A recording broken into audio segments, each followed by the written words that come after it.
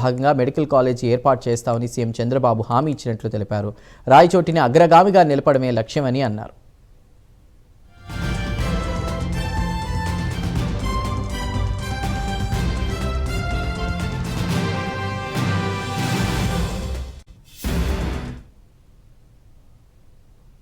కేబినెట్లో 24 అంశాలను చర్చించి ఆమోదం తెలిపినట్లు మంత్రి అనగాని సత్యప్రసాద్ తెలిపారు. ప్రజల నుంచి వచ్చిన ఫిర్యాదుల మేరకు జిల్లాల ఏర్పాటులో మార్పులు చేర్పులు చేసినట్లు తెలిపారు.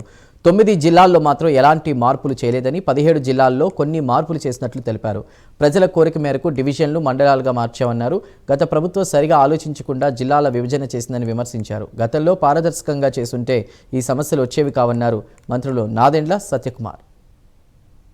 అమరావతిలో ఒక అద్భుత రాజధాని నిర్మాణం గురించి కానీ, లేదా పోలవరం గురించి కానీ, లేదా రైల్వే జోను, అదేవిధంగా బల్క్ డ్రగ్ పార్కు, ప్రధానంగా ఈ గ్రీన్ హైడ్రోజన్ కారణంగా గతంలో విశాఖపట్నంకి వచ్చినప్పుడు ఒకటే రోజు 2,10,000 కోట్ల వివిధ అభివృద్ధి కార్యక్రమాలకి, రాజధాని ప్రాంతంలో 56,000 కోట్ల వివిధ అభివృద్ధి కార్యక్రమాలకి, ఇటీవల రాయలసీమ ప్రాంతానికి వచ్చినప్పుడు 13,500 కోట్లు వివిధ అభివృద్ధి కార్యక్రమాలకి, ఇంత పెద్ద ఎత్తున దాదాపు 3 లక్షల కోట్ల పెట్టుబడుల్ని ఇవాళ మౌలిక సదుపాయాల కల్పన, తద్వారా సంపదను సృష్టించాలని తీసుకొచ్చిన కారణంగా ఇవాళ మన ఉత్పత్తి కూడా గ్రోత్ రేటు కూడా 11% దాటింది. కానీ లక్ష్యం 15%గా పెట్టుకున్నాం, లక్ష్యం దిశగా సాగుతున్నాం.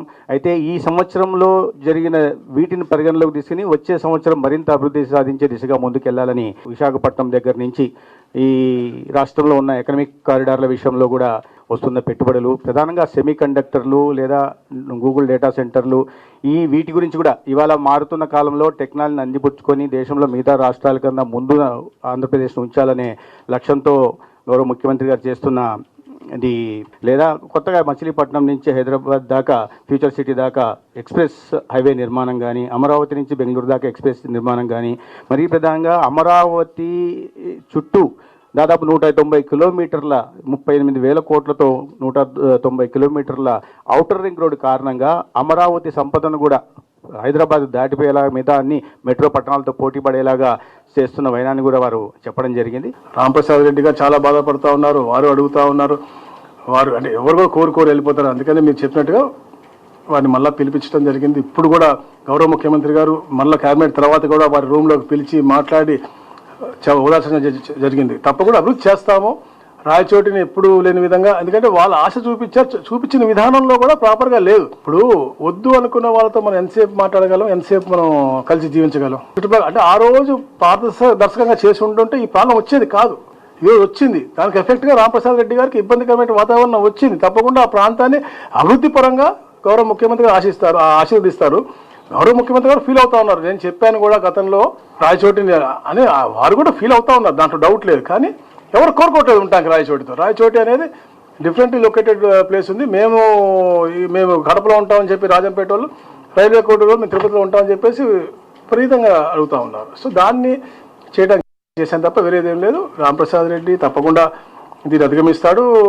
రాబోయే రోజుల్లో ఆ ప్రాంతాన్ని ఎలా అభివృద్ధి చేయాలో గౌరవ ముఖ్యమంత్రి గారు తప్పకుండా చేసి పెడతారు. జిల్లాల పునర్విభజన, అదేవిధంగా మండలాల్లో ఏదైతే పరిపాలన సౌలభ్యంగా కొన్ని మార్పులు తీసుకొచ్చామో, మా ఉపసంఘం దాదాపు 5-6 సార్లు మేము కూర్చోడమే కాకుండా అనేక మంది ప్రజల దగ్గర నుంచి, ప్రజాప్రతినిధుల దగ్గర నుంచి వినతులు స్వీకరించి లోతుగా అధ్యయనం చేసి పరిపాలన సౌలభ్యమే కాకుండా ప్రజలు ఏ విధంగా కోరుకుంటున్నారు, వాళ్ళు కూడా ఏ విధంగా దగ్గర అవుతుంది పరిపాలన అనే ఉద్దేశంతో దీని గురించి ఒక అవగాహన తెచ్చుకున్న తర్వాతే మేము గౌరవ ముఖ్యమంత్రి గారికి ఆ నివేదిక అందించాం.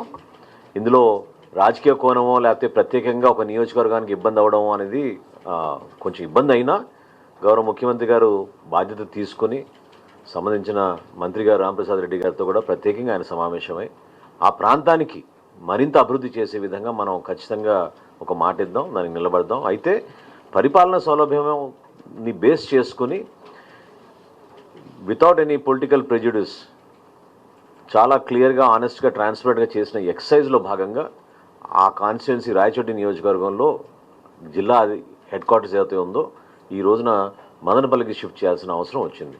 కాబట్టి ఇందులో వేరే విధంగా ఆలోచించాల్సిన అవసరం ఎవరికి లేదు.